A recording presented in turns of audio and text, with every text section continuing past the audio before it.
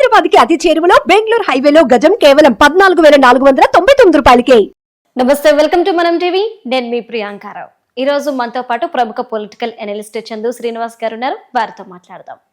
నమస్కారం సార్. నమస్కారం ప్రియాంక. సార్, ఏపీలో మంత్రులు క్షేత్రస్థాయిలో దూసుకుపోతున్నారు. ఇటు నాదెండ్ల మనోహర్ గారు కూడా మనం ఇంతకుముందు బియ్యం పట్టివేత చూసాము. ఇప్పుడు కొత్త కొత్త కార్యక్రమాలతో ఆయన ప్రజల్లోకి వస్తున్నారు.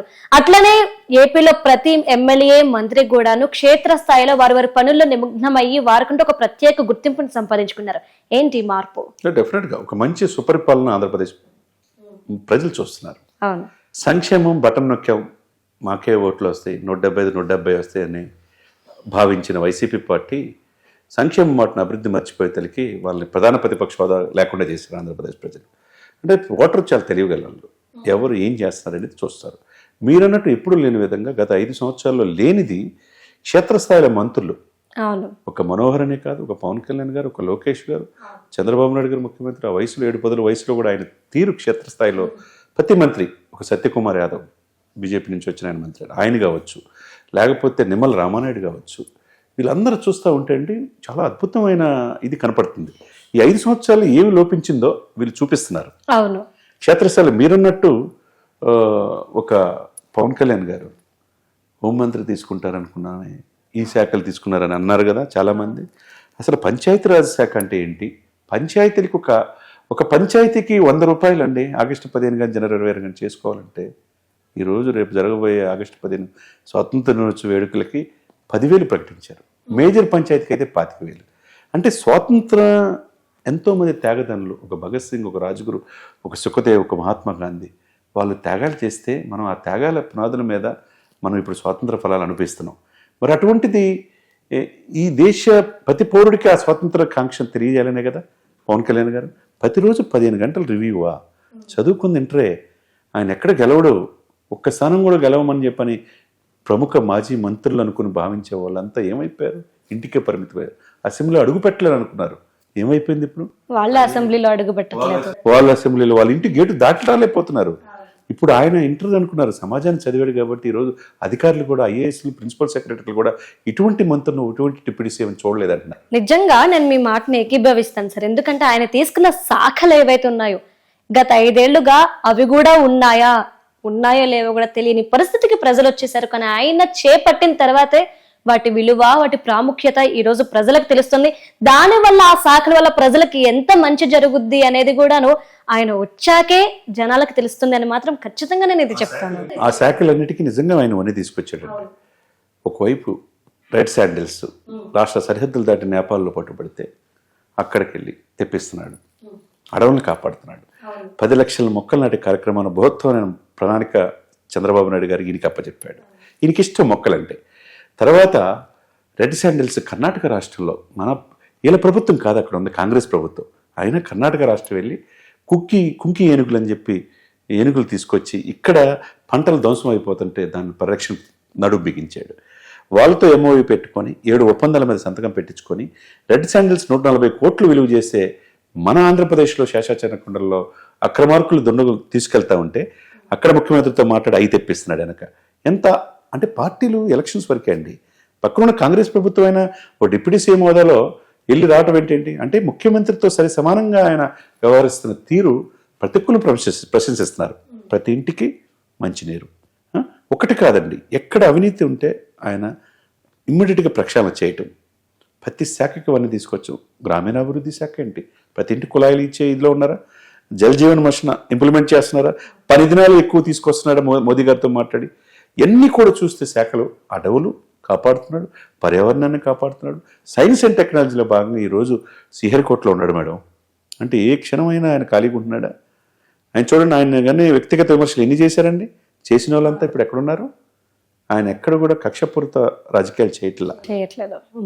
Rule is rule for all. ఏదైనా ఉంటే చట్టం తను చూసుకుంటుంది అనే ఉద్దేశంతో ఆయన శకం ప్రారంభమైందండి. నిజంగా పవన్ కళ్యాణ్ గారు మహోన్నతమైన రాజకీయానికి పునాదులు వేసుకున్నారు. నేను నిన్నగాక మొన్న ఢిల్లీలో 4 రోజులు ఉన్నప్పుడు చాలామంది పెద్దలు, ఆర్ఎస్ఎస్ వాళ్ళు, బీజేపీ వాళ్ళు, కాంగ్రెస్ వాళ్ళు అందరూ మిత్రులు ఉన్నారు కాబట్టి కలిసినప్పుడు చెప్తున్నారు, గొప్ప వ్యక్తిని, భవిష్యత్తు అద్భుతంగా ఉంటుంది పవన్ కళ్యాణ్ గారు, కానీ మోదీ గారి నుంచి అమిత్ షా గారి నుంచి ప్రశంసలు పొందుతున్నారంటే మనం ఏమనుకోవాలా? అటువంటి గొప్ప వ్యక్తి, తెలుగు వ్యక్తి. సినిమాల్లో క్లాప్ కొట్టి స్టార్ట్ అన్నట్టు కాదు. ఇప్పుడు సెలబ్రిటీస్ వివిఐపీలు మొత్తం ఆ డిప్యూటీ సీఎం కలుస్తున్నారు. ఒక ప్రోటోకాల్, ఒక సిస్టమ్, ఒక ప్రజల మనల్ని మనం పొందాలని వ్యవహరిస్తున్న తీరు పవన్ కళ్యాణ్ గారు చాలా ప్రశంసించాల్సిన అంశం. యాక్చువల్లీ పవన్ గారి గురించి చెప్పాలంటే ఆయన ఎన్ని పుస్తకాలు చదివారో, ఆ పరిజ్ఞానం ఆయన ఎంత పెంచుకున్నారో, వాటన్నిటిని కూడా ప్రజలకి సేవ చేయడంలో ఆయన చాలా చక్కగా ఉపయోగించుకుంటున్నారని అయితే క్లియర్గా చెప్పొచ్చు సార్. అయితే ఒక విషయం నేను అంటాను, ఒకప్పుడు అంటే 5 ఏళ్ల క్రితం మంత్రులు కావచ్చు, ఎమ్మెల్యేలు కావచ్చు, ప్రెస్ మీట్ పెట్టారు అంటే ఎవరిని తిట్టడానికి వచ్చారా బాబు, ఈసారి పవన్ ని తిడుతున్నారా, లేదంటే చంద్రబాబు నాయుడు గారిని తిడుతున్నారా, లోకేష్ ని తిడుతున్నారా అనుకొని చూసేవారు జనాలు. కానీ ఇప్పుడు ఒక ఎమ్మెల్యే, మినిస్టర్ వచ్చి ప్రెస్ మీట్ పెడుతున్నారంటే దేని గురించి చెప్తున్నారు, ఏ సమస్య గురించి మాట్లాడుతున్నారు, ఏ పరిష్కారాన్ని తీసుకొచ్చారు అని జనాలు టీవీలు కతుక్కొని చూసే స్థాయికి వచ్చింది వీరి పరిపాలన. అంటే మీరేమంటారు దీనికి? డెఫినెట్గా 100% మీ అభిప్రాయాన్ని నేను ఏకీపిస్తాను. ఎందుకంటే ఈరోజు ఆహార పౌర సరఫరాల శాఖ మంత్రి ఇప్పుడు ఏలూరులో సిఆర్రెడ్డి కళాశాలలో ఏదైతే ధాన్యం కొనుగోలు విషయంలో గత ప్రభుత్వం 1674.47 లక్షల కోట్ల రూపాయలు ఇవ్వాలి. లాస్ట్ మంత్లో 1000 కోట్ల రూపాయలు మరి ప్రభుత్వం ఇవ్వాలి కదా. గత ప్రభుత్వం చెల్లించాల్సింది వీళ్ళ ప్రభుత్వం చెల్లించడం ఏంటి? ఈ ప్రభుత్వ రంగాల్లో 1000 కోట్లు ఇచ్చేశారు. అంటే రైతులకి ఏది ప్రాధాన్యత క్రమం చూసుకుంటారండి. రైతులు హ్యాపీగా ఉంటే మనం ఉండేది. 1000 కోట్లతో పాటు మిగతా 674.47 కోట్ల రూపాయలు ఈరోజు ఉదయం అందరూ కూడా కైకలూరు ఎమ్మెల్యే కామినేని శ్రీనివాస్ గారు వెళ్ళారు, తర్వాత తాడేపల్లిగూడ ఎమ్మెల్యే గారు వెళ్ళారు, ఇక్కడ బొలిశెట్టి శ్రీనివాస్ గారు వెళ్ళారు, దెందులూరు ఎమ్మెల్యే చింతమనేని ప్రభాకర్ వెళ్ళారు.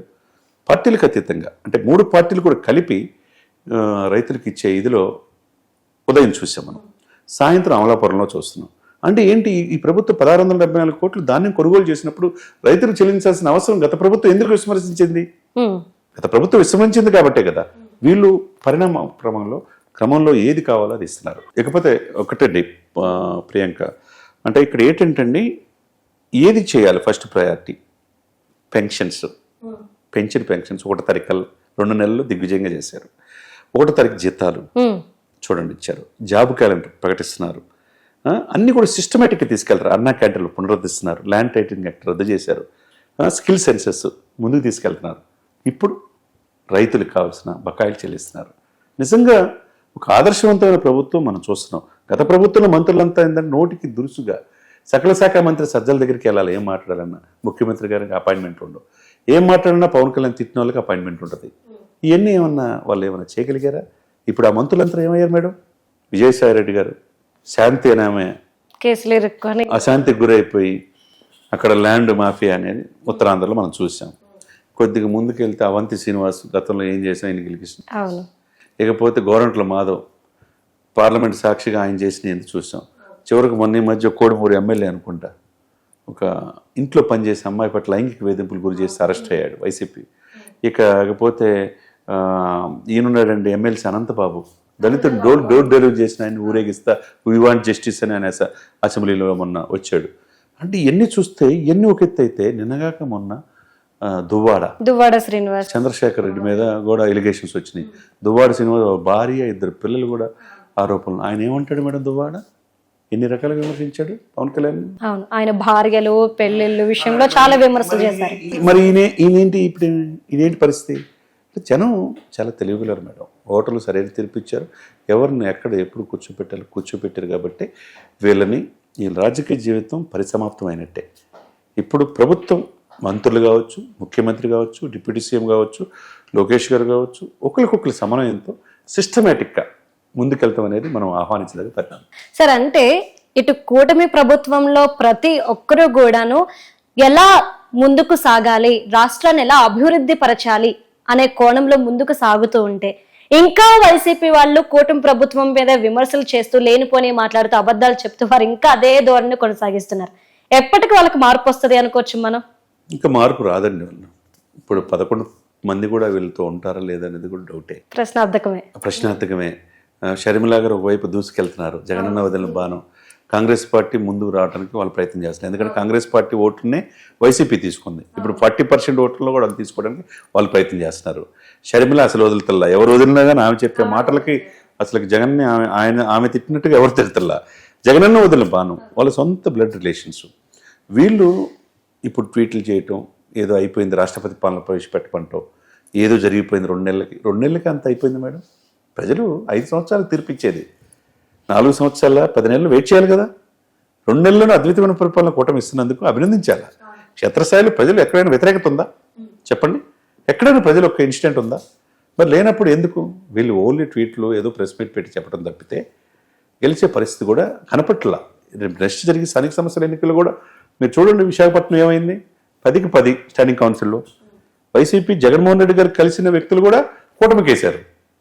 అంటే ఎట్లా మార్పు అనేది ప్రజలు కోరుకుంటున్నారు. ఆంధ్రప్రదేశ్ ప్రజలు అమరావతి రాజధాని కావాలని కోరుకుంటున్నారు, విశాఖపట్నం ఇండస్ట్రీస్ రావాలని కోరుకుంటున్నారు, ఐటీ పరిశ్రమ కావాలని కోరుకుంటున్నారు, పోలవరం పూర్తి కావాలని కోరుకుంటున్నారు. ఈ కదా ప్రధాన సమస్యలు.